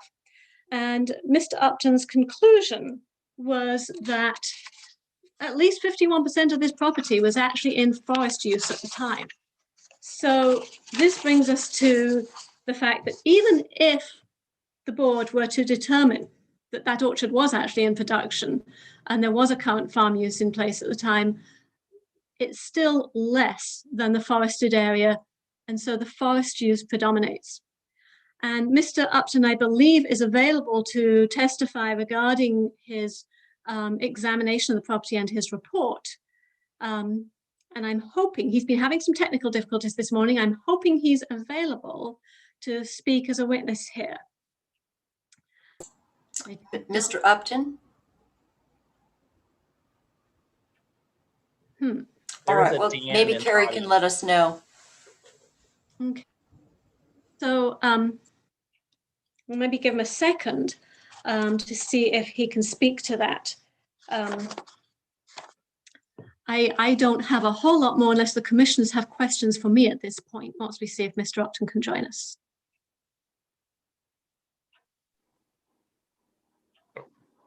I have a question, but I'm going to wait until chair is available. Yes, apparently Mr. Upton is not here, so we'll Okay. hold a place for him. But Commissioner Cooley, you had a question for Ms. Wright. Yes, thank you, Chair. Councilor Wright, can you? There are conflicting determinations of whether it was. It seems there are conflicting determinations of whether there was predominant forest use, and I recognize that that's really the question that we're here to. That's the primary criteria that I see in the record. Can you go over it a little bit more? Because while I have read the Court of Appeals decision, the Gamby, I'm not a lawyer. And I'd love to hear that before we go to the appellant. Sure. So I'll just go back to the two-part test here. Is when you look at the uses on the property, you look only to whether there is farm and or forest uses. So the first inquiry is, do we have a mixed use here? Because if we have both farm and forest uses, then the next step is which of those two uses predominates. In this case, a farm use requires that it be actively in production at that time. There's active farming going on. Whereas forest use does not require the active management by the nature of what it is. And that's as Ms. Armstrong noted in her staff report also. So forest use doesn't require active management. It's really a question of, are there timber species trees in such density that it's forest use? Whereas with the farm use, it's a question of, is there an active farm use where a crop is being produced and sold for the purpose of gaining a profit at this particular moment in time? Okay, great. Oh, sorry, go ahead, and then I'm going to ask you a clarifying question if I can. Okay, I do think we have Mr. Upton. Is Mr. Upton's first name Dan? Yes. Okay, so we know we've got him. So Commissioner Kula, go ahead with your follow-up question. Oh, let me allow Councilor Wright to finish. I interjected, so. So briefly, if we have determined that we have active farm use and forest use, then we have to figure out which is the greater use, which is predominant. However, in this case, we do not have an active farm use. The orchard was abandoned by Mr. Brookey's own testimony that it was no longer in use, it was no longer productive, nobody was harvesting it, it was taken over by brush. This is the same situation as Gamby with those 16 acres that was taken over by brush and not considered part of the equation. So in this case, we do not have a mixed use, we have only a forest use. And so therefore the forest use must predominate. It's the only use. Okay, great. So that's super helpful to me. Chair, if I may, I just want to ask one clarifying question then. Thank you. Okay, so does brush count as forest use then? Because my understanding is that forest use is commercial. I don't, so brush, as it has taken over the orchard area in this case, and as it had in the Gamby case, does not count. In terms of a forested area that might have some areas of brush, I think it's going to depend. I don't actually know the answer to that, but you still have to have enough timber area.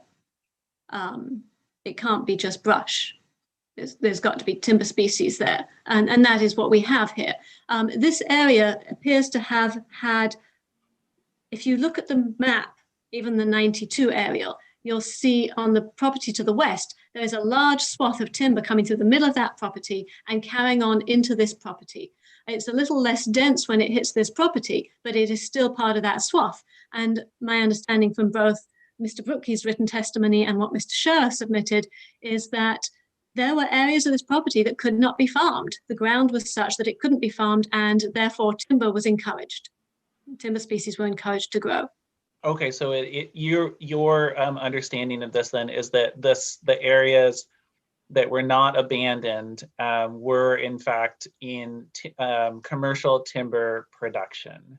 Is that they were in forest use? Yes. okay? In commercial forest use. Okay. I'm not sure that commercial is a criterion there. Oh, I'm sorry. I thought it was forest use. It's just a forest use.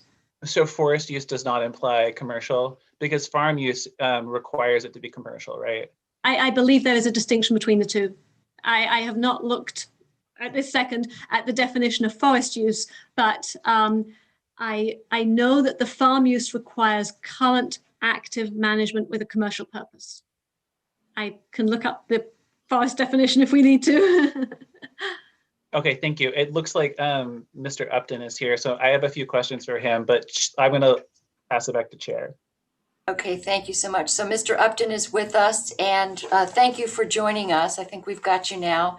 If you can add to Ms. Wright's comments.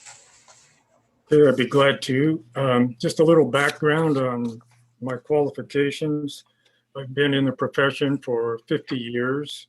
I'm a graduate of the University of Idaho with a BS in forest management.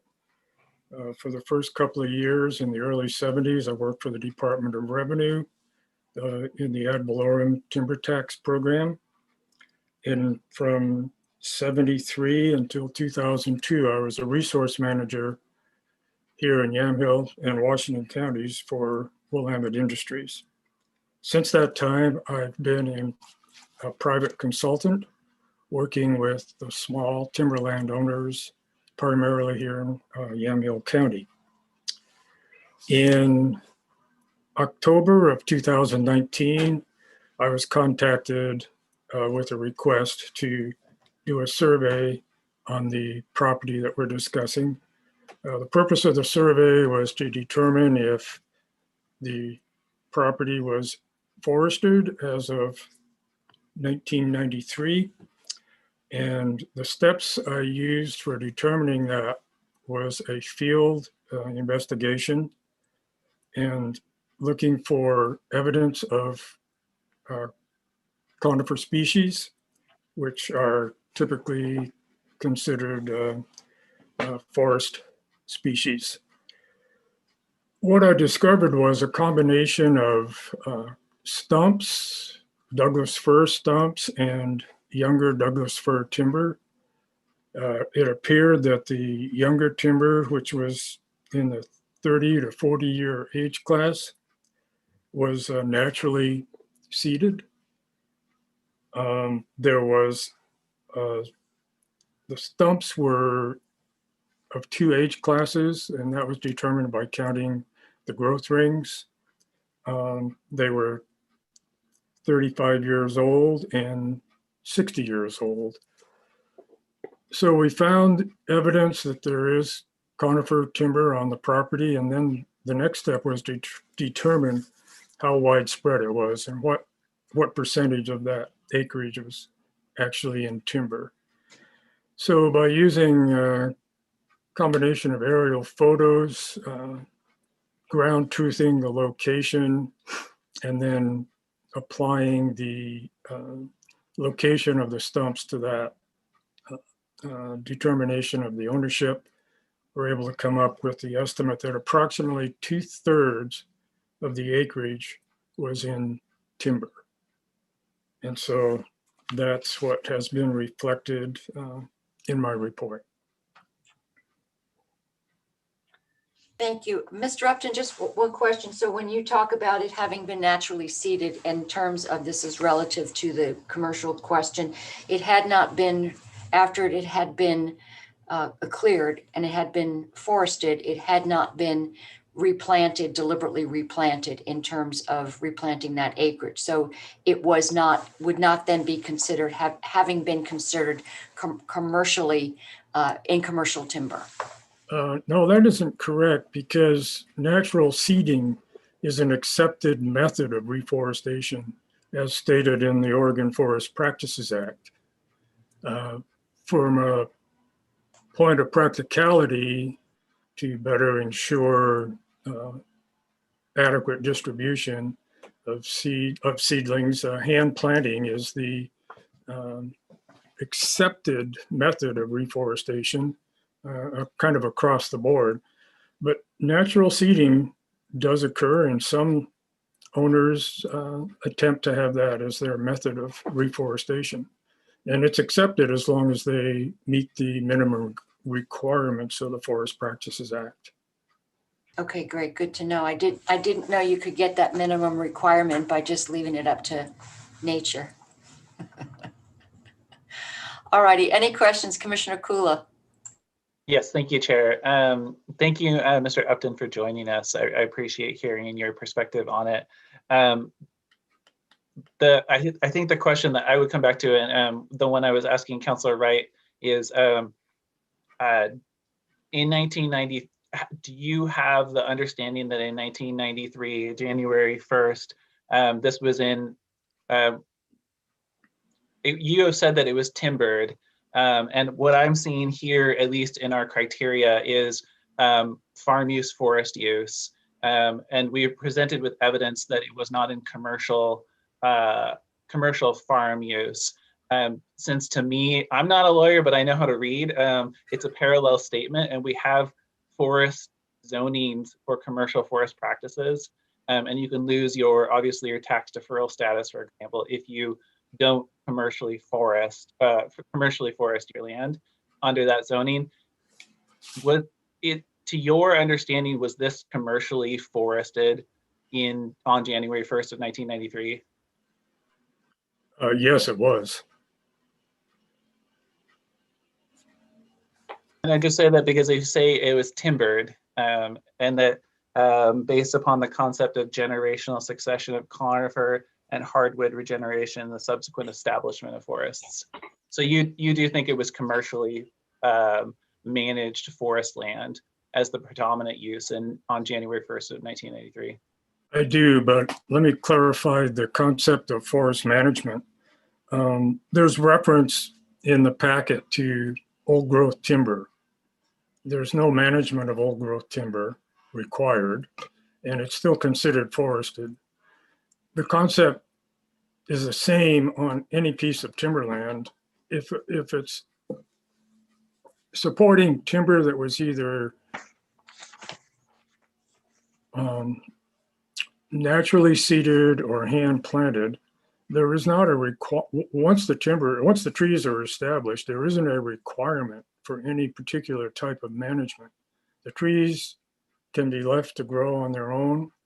Many owners prefer a more intensive management regime to hasten the growth rate of the trees, make them available for harvest at an earlier date. But if there's trees there, and there's always brush, but as long as the trees are above the brush and growing, that's all that's required to meet the definition of forested. Thank you. Okay, thank you. Yeah, thank you. No, I was just saying my understanding is to have that deferral, it needs to be in marketable timber, but it doesn't need to be harvested.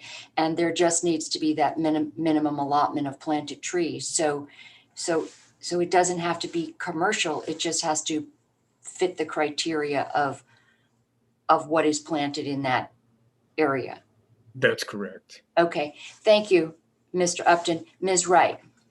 I'd like to just draw the board's attention to the copy of the Gamby case that is in your packet here. If you can find that and find page 10 of that decision, you will see a footnote 4 at the bottom of the page. I'll read it to you as well here. It says, while we agree with the county that the lack of farm activities occurring on the property on January 1, 1993 does not mean that the property is automatically in forest use we reject interveners' argument that active forest management is necessary to demonstrate forest use. For example, stands of old growth forests that have never been managed for timber production are nevertheless indisputably in forest use. Thank you. I remember reading that, but it's been several months now since I read that footnote. Okay, thank you. Anything else, Ms. Wright? Other than to conclude, we did not have any active farm use here, so we look to whether there is any forest use, and there is, and therefore forest use predominates. So we have satisfied that standard. I'm happy to answer other questions or address anything else raised by opponents later. Thank you very much. Appreciate it.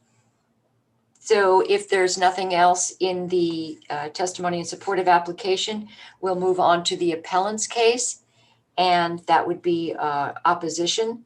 So is Ms. Jernstadt here? Madam Chair, Yes. did you ask if there was any testimony in support of the application other than from the applicant? Yes. Do we have anybody joining us who would like to testify in support of the application? Give it a second here.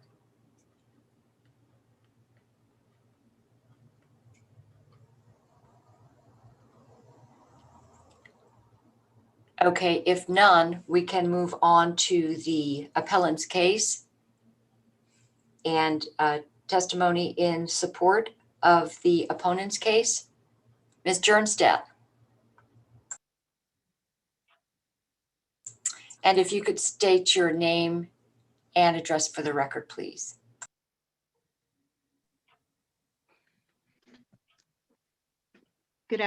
Is it afternoon yet? Almost. My name is Catherine Jernstedt. I'm here representing Friends of Yamhill County, working in conjunction with Thousand Friends of Oregon. Our address is P.O. Box 1083, McMinnville, Oregon. Again, thank you for the opportunity. Chair Starrett, Commissioners Kula and Berschauer. We would respectfully disagree that the Gamby case is as determinative as council suggests. The land configurations were different, and what's included in your packet is actually a remand. I don't know what the final outcome was on this, but again, we're talking, of course, it's always hard when it's one you lost that comes back to bite you. But I do believe that there are sufficient differences between the property configuration and timelines and issues between the two different cases. I would also strongly emphasize that the fact that the farming wasn't done well, and that someone has given up on an unsuccessful orchard does not immediately remove its status as farmland, and does not automatically allow it to be considered in some other manner.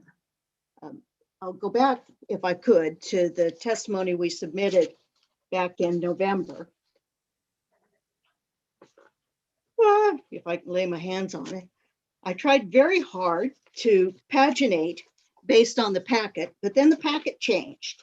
So, I beg your pardon here. Friends of Yamhill County works to protect the natural resources through an implementation of land use planning goals, policies, and laws that maintain and improve the present and future quality of life in Yamhill County for both urban and rural residents. We're deeply concerned about the fragmentation and loss of resource lands. Also, the impact small lot residential developments have on adjacent multi-generational farms and traditional agricultural uses. Primary to our testimony is to reiterate documentation from the 2018 zone change hearing, which was docket Z0118, that established that the area was not in forest protection before 1933. I would emphasize that a number of the neighbors took comfort in that decision, and the mention in the deliberations of the board that they would be relying on that when future requests for forest template dwellings came up, because they all firmly believed, and now we have proof positive, that that was a factor in the decision to have it rezoned. Documents and images of real time between 1993 and now, as well as the property tax or property visitation information, which has been part of the package and I think has been submitted multiple times from various contributors. And let me see, one of the challenges I had with developing this is we were already into our COVID protocols, and it was not possible to show up at a hearing with a bunch of placards to show the images. The other challenge is some of these older images, if they're viewed in color, show the apple trees in blossom. There's this big white swath in the center of the area because they're apple trees. Now, maybe nobody picked them. Nobody much picks the prunes in our prune orchard, but we do still have it. We still use it in family use. And so I strongly object to this notion that forestry can be this passive happenstance way, and farming has to have some higher caliber of profitability and active management. We don't sell those prunes. We donate them to the food bank. So it's still farming. There are reasons why orchards come and go, markets change, but it does not mean they don't count anymore. And in the aerial views, if you can get the kind of clarity, as for example, the image that shows the trees in bloom, you can clearly see that the wooded material is primarily orchard. Would also like to refer back to the rezone, where the council stated that the intent was to clean it up and farm it.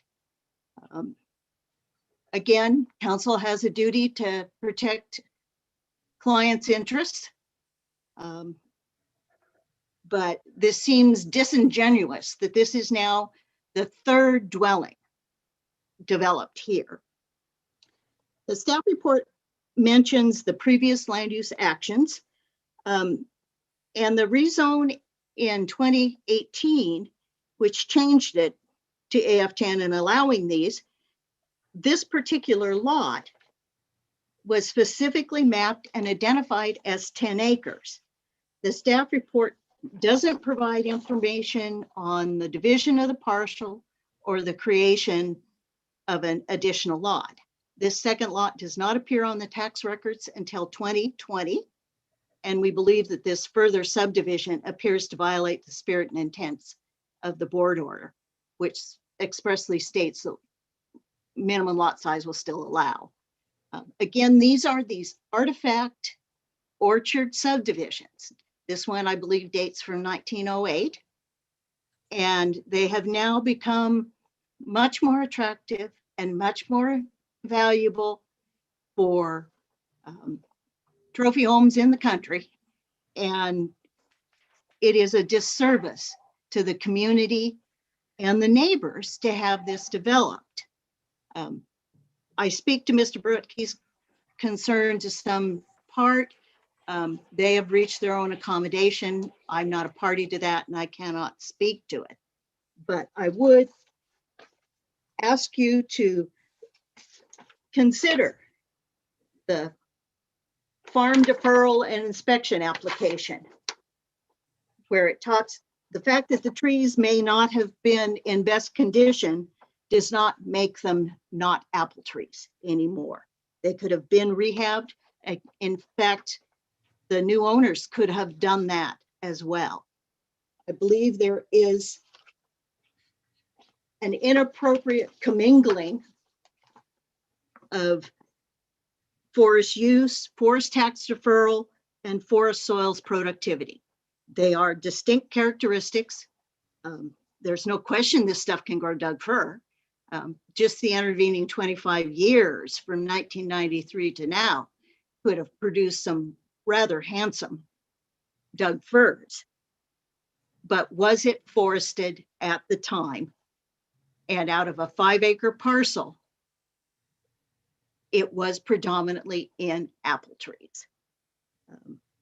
So again, it's parsing use versus suitability, and it was not any sort of intentional forest. It's the fact that in that kind of countryside, if you don't actively grub them out, Doug fir will grow. And we do not believe that, again, that the Gamby case is determinative. And we also believe that there's ample evidence in the record. You've received other testimony in your packet from, again, Charlotte Chambers, who participated in 2018 as well. My understanding was Mr. Scherer was going to submit some stuff as well. I can't speak for his activity. I look at the tax records where this has been what I believe to be a mildly disingenuous progression of rezone for purposes of rural residential development.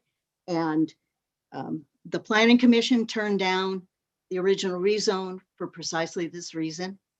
And if you go back to the recording of the deliberation in 2018, Commissioner Chair Sterrett, you expressed concern that the zone change was going to result in this kind of progressive march of residences. Olson and I can't say his name. Krasinski? No, that's Senator. This is Primozic. Thank you. I'm not keeping my political players straight.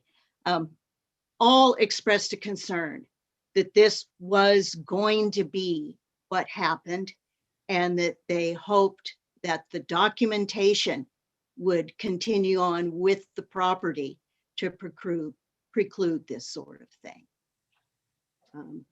Again, if you have any questions. Thank you. Does anybody have any questions? Do we have any further testimony in opposition? Do have one question, if I may, Chair. Oh, go ahead. Okay, thank you. Thank you, Catherine. It is super helpful having the, whoa, somebody's calling me, having the color photos.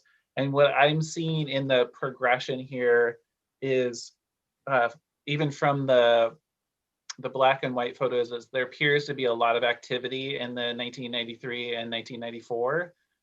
You can see if you go from west to east, from Franquette Drive over to the parcel, it's like it's more heavily maintained and then less heavily maintained and then less heavily maintained, and then it looks like it's just in timber. And that seems to match with what Mr. Scherer, I think is who Stephanie Armstrong sent us his comments either yesterday or today, kind of matches with that. From the photos, do you see a progression of more activity to less activity, farming activity over time? In terms of, yes. I'm sorry. Sorry, this was a question for Catherine. Catherine Jernstedt. Oh yeah, sorry, Catherine Jernstedt. Sorry. Yes, the long-term owners, the Johnsons, had kind of aged out of active farming, and they were dealing with Mr. Scherer for some other prospects of how to do it since the orchard was not productive. One of the notes said they hoped to clear it out and put grapes in, and that didn't happen. There was another note where they were gonna put it in forest use, but it had to be planted. There was not enough commercially valuable stumps on it at that point. They were apple trees, not commercial grade timber. So certainly the Johnsons, I think they're both passed away now, and they didn't have a family member interested in successor farming. So yeah, there has been a change. But as of 1993, it was still, if not successful, at least actively attempted farming. Okay, thank you. But Mr. Shearer put into the record that he helped plant, and I think it was in 1997, helped plant conifers on the property, and kind of gives a timeline, which makes me think that, makes me at least lean more towards it was being farmed at the time. Yeah. I think that was a point he was trying to make, is that timber that's there now is post 1993. So I think my follow-up question to you then, Catherine Jernstad, to clarify, is there evidence in the record in between your photos and Mr. Shearer's that would counter the argument? You were making the claim, and Mr. Shearer is making the claim that there was farm activity on the property in 1993. Do you have additional information that would say that farming activity predominates over forest activity in 1993 or 92, 93?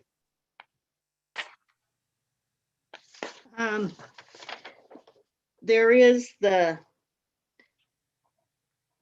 assessment and taxation letter from August of 2004.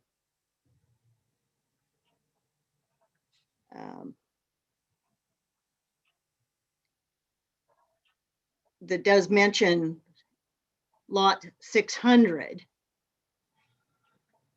But again, that's 2004, not 1993. And let me find another one. I don't have any county generated documents that date back to 1993. Oh, thank you. I just found the 2004 one here. Yeah. And then this is another one which is talking about farm deferral inspection.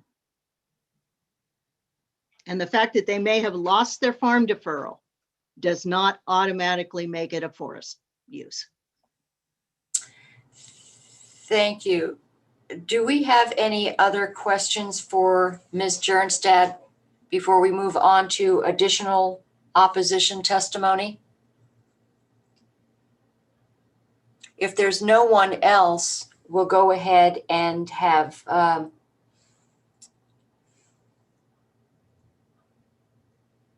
public agency reports. There were no additional public agency reports. All right, now we'll have rebuttal by the applicant, Ms. Wright. Thank you very much, Chair.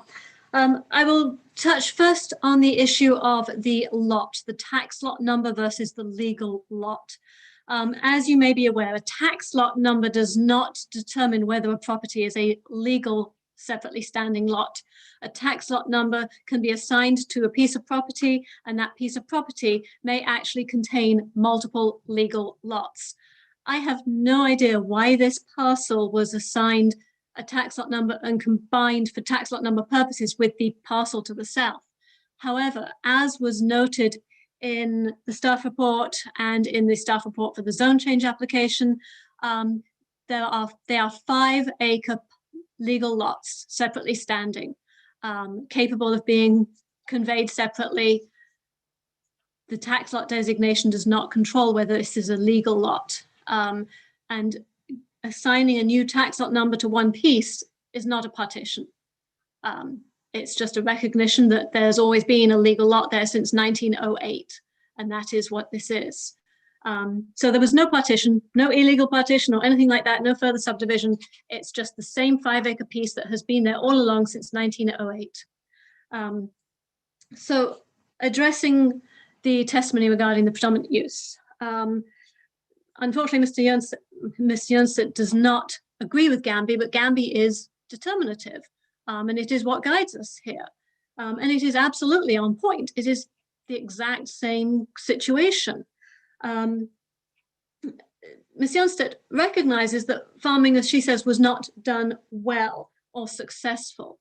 I would like to just read to you the zoning ordinance, Yamaha County zoning ordinance's definition of farm use. I'm taking this from section 403 sub 12E, and I'm trying to read it on my phone and it's tiny, so bear with me. It says, farm use is the current employment of land for the primary purpose of obtaining a profit in money by raising, harvesting, and selling crops.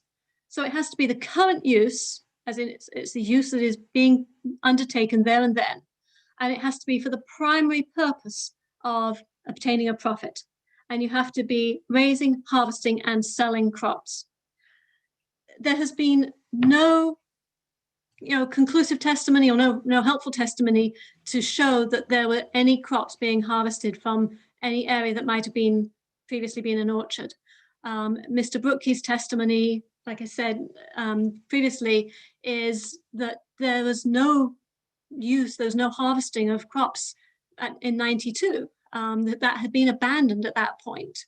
And I think we can safely assume that it wasn't, suddenly reinstated in 93, particularly as the years progressed. They abandoned the farm deferral and moved to forest deferral anyway. So this does not meet the standard of a current farm use in 93. Ms. Jernstedt also said something to the effect that in the zone change situation, there was a determination that it was not in forest production before 93. I'm not sure where that came from. That is not the case. If we look to the zone change, to the staff report in that zone change, it specifically states that there is a mixed farm and forest use in this area. There's the parcels that were subject to the zone change. There's nothing that specifically addressed this one property or made that determination about it.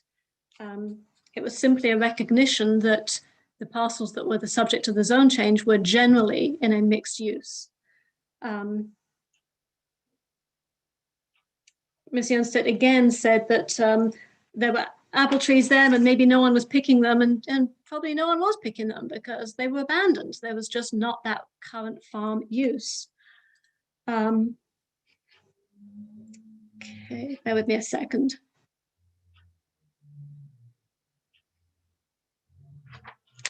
So, I mean, the concern that Friends raised is that they believe that the existence of any orchard trees that were there constitutes farm use, but that is not consistent with the language of the county's ordinance and is not consistent with the language of Gamby.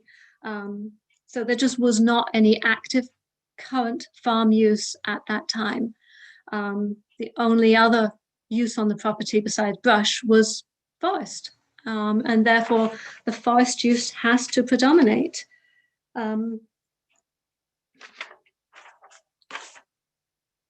Yeah, I think that's all I have at this point. Thank you. If you have questions, I'm happy to answer them. Thank you. Commissioner, questions? Commissioner Kula. Chair, I just have one question, or I have one question to start at least. I think I probably only have really two, but Councilor Wright, the testimony from Mr. Shearer that we received as a written document, and hopefully you received it as well. I did.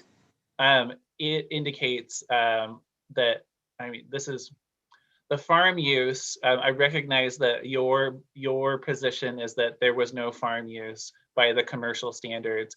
It does say that there were some harvests from the apple orchards in the early 90s. So I do want to note that there was at least one person who heard it from the Johnsons. But there's no indication in that testimony that there was a predominant forest use on the property at that time, because he then goes on to testify that in 1997 is when they started commercially planting trees there. And so it seems like if we're going to trust the evidence that's presented to us, that we have to determine, was there forest use on the property that dominated, right? That was 51% or 50.1. Do you think that your evidence is stronger that it was a predominant forest use at the time? Actually, I think that what we have to show is that there was more forest use than there was farm use. Mr. Upton testified that, nearly 2/3 of the property, or 2/3 of the property is what he said, was in forest use. But that's not actually the standard. The standard is, was there more forest use on the property than there was farm use at the time? And our position is there was no farm use. Mr. Scherer makes that comment about early 1900s, early 1990s. But he does not actually have first-hand knowledge and doesn't specifically date it to 93, whereas Mr. Brookey's written testimony was, as a neighbor who was there at the time, was that it was abandoned at that point and that there was no production. Mr. Scherer came in 95, I believe, and was involved 95 to 97 period. So he did not have first-hand knowledge as to what was going on in 93. Whereas Mr. Brookey testified that his written testimony was that the property was the orchard was no longer in production and was abandoned as of 92.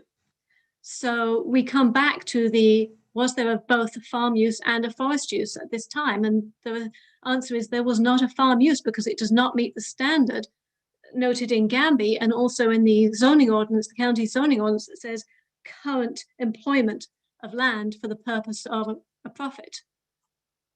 Okay, thank you.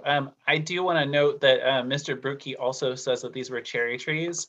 And so I'm at least getting a little bit confused by which species, because Mr. Scheer indicates apples. And then Ms. Janset did too. Yeah. Okay, thank you. That was my primary question. Okay. All righty. So thank you very much. If there are no other questions, commissioners, we'll go ahead and ask for a staff recommendation. The application satisfies the template test, and the applicant has demonstrated that forest use predominated on the parcel in 1993.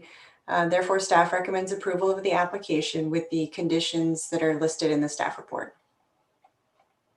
Thank you, Stephanie. We'll go ahead and close the hearing at this point, and then we will open it up for deliberations. Commissioners, thoughts?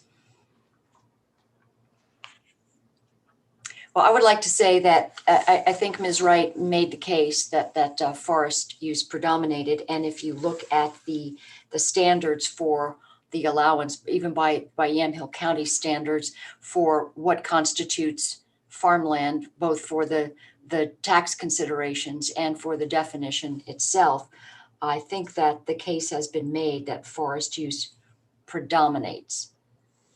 Commissioner Berschauer? Thank you, Chair. And I have a question for maybe Ken Friday. Has the county's definition of farm use or active farm use changed since or before 1993? Not to any significant state. And I agree with Catherine Wright that we really don't have a definition of commercial farm use. What we have is a definition of farm use that says the current employment of land for the primary purpose of obtaining a profit and money. And you can use, you could pick the cherries and use those cherries, but that's not the same as selling them. And so I agree that the evidence in the record seems to point to there being no farm use in 1993. Right, and that standard is used so much so that you can lose your farm deferral if you are not engaging in that activity, which happened. Okay, and I'm not aware of any definition of active forest management by virtue of the crop that says that you have to engage in that particular activity. That's correct. We have a definition of commercial tree species, which is taken from ORS 527-715, but we don't have a definition of commercial forest. So neither one of those are really defined in the code or in the state law. Okay, thank you.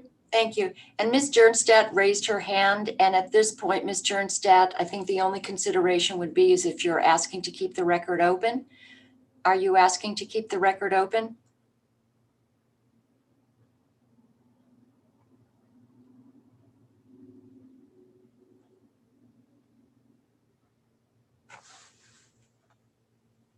Yes, that is what I want to ask, is that the record be kept open. Thank you. Thank you.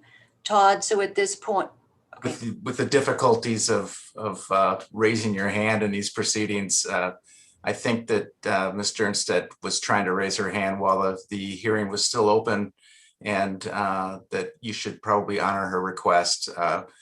This was not the original hearing, but this is a continuation of the original hearing on this matter. And so I think she's entitled under state law to have that. If Ms. Wright wishes to address that, that would be appropriate as well. thank you very much. And Ms. and Todd, as far as the, are we up against the clock on any of the limits to how long this can be kept open?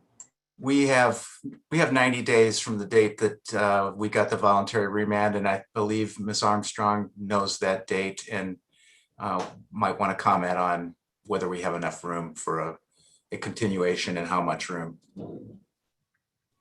Yes, from the record, it looked like we had 90 days from March 16th, I believe. So that's June 14th. Thank you. Thank you for that. Are you, Ms. Jernstedt, are you looking for some specific amount of additional time to submit testimony into the record, or what are you asking for? I would like 2 weeks, if that's possible, but does that get us too close to the deadline? We would usually do a week, and unless Okay. Ken Friday is recommending something different. If that's the appropriate protocol, we'll work with it. Mr. Friday, do you have a motion or? Yes, I do, and I just clicked and lost it. So the motion would actually take us to June 10th. So I guess I would be asking if we could have an additional week to write findings, but I'll read the motion and see if Catherine Wright has any comments on this. Our standard would be the record shall be left open to 5 p.m. on May 20th, 2021 for all parties to submit written testimony or evidence to the planning department at 525 Northeast 4th Street, McMinnville. The record shall then be open until 5 p.m. on May 27th, 2021 for all parties to submit to the planning department written rebuttal to what was submitted during the first open record period. The record shall then be open for the applicant only to submit final written argument with no new evidence until 5 p.m. on June 3rd, 2021. At that point, the record shall be closed. The Board of Commissioners shall then reopen the hearing at 10 a.m. on June 10th, 2021 in room 32 of the Yamhill County Courthouse at the point of staff recommendation. Thank you, Todd. So do we have a motion? I move that, excuse me, Chair, I move that we approve the motion that as presented by Director Friday. Thank you. We have a motion to approve the extension as presented by Director Friday. Any further discussion? Hearing none, all those in favor signify by saying aye. Aye. Aye. The motion passes. Thank you. So at this time, looking at the timeline that we have additional written testimony by 5 p.m. on the 20th. We have rebuttal on the 27th. We have the applicant's final arguments with no new testimony on the, and then on June 3rd, we are back. Correct, Todd? Is that going to give us enough time for everything?